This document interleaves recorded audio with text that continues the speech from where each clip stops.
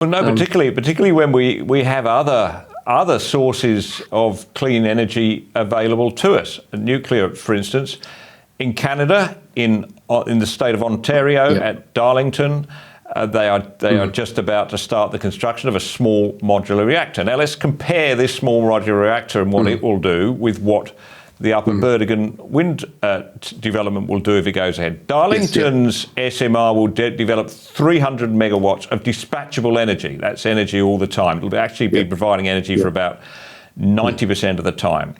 So that's around 2,700 gigawatts a year.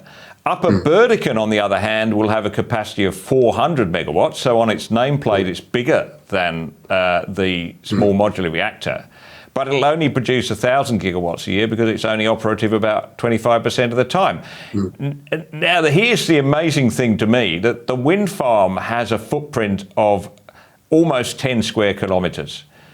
The SMR, meanwhile, 25 hectares. So in other words, for the same amount of energy or less energy, the wind turbines will take up 40 times the space of the SMRs. And not only that, but of course the SMR small modular reactor will be built on an existing power plant, within an existing power plant site. So it's a brownfield site. There's no relatively little, if any, environmental issues there as compared to what you've got up there, which is a massive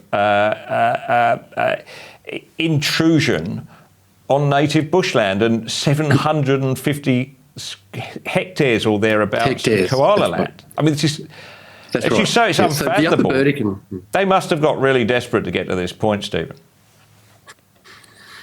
Well, the Upper Burdekin is only one of 6. So we've got the Upper Burdekin wind farm site, the Shulumban, Caban, Mount Emerald and Mount Fox Energy Park. So there's going to be a continuous strip of around 200 to 300 kilometres of wind turbines hard up against the western side of the Wet Tropics World Heritage Area. Going back to other alternatives for net zero, I've also come to the conclusion that nuclear will have to be a part of the energy mix. And I was very opposed to nuclear back in, up until about a year ago. And what I did was put my ideology aside and look at the facts on the table. And the facts have proven to me that nuclear is really a very good solution, particularly for Queensland. And the reason being is because Queensland is not blessed with the wind resources that other states have. So the Northern Territory and Queensland don't have wind. And I visited the Boomer Range wind farm, the Clark Creek wind farm, the Lotus Creek wind farm. I was on the road for 10 days, no wind. I've been monitoring the local wind farm near me, Mount Emerald, religiously every single day. And for the last 7 days, it has only generated 1.9%. Well, we've got 4 wind farms in Queensland: Coopers, Hewenden, Mount Emerald and Caban.